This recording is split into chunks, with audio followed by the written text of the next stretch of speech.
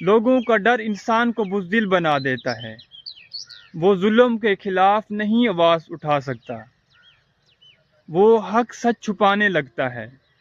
اس کے برعکس جب انسان کو اللہ کا ڈر ہوتا ہے تو اللہ اسے غیرت اور ہمت عطا کر دیتا ہے۔ یہی زندگی ہے، اور اسی لیے ہمیں صرف اللہ سے ڈرنا ہوگا۔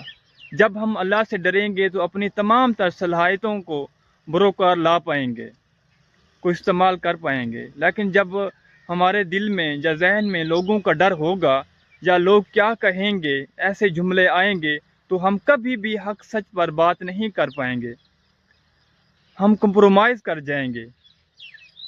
ہمیں ڈر ہوگا کہ یہ ہمیں نقصان نہ پہنچا دیں۔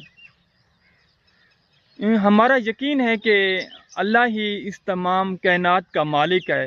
رزق، صحت، دولت، زندگی، موت اسی کے ہاتھ میں ہے۔ پھر ہمیں اللہ سے ہی ڈرنا ہوگا۔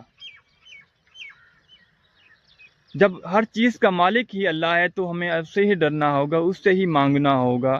بہت سی ہستیاں اس دنیا سے گزر گئی ہیں اور بہت سی ہستیاں آ رہی ہیں، اسی کے حکم سے یہ سب کچھ ہو رہا ہے۔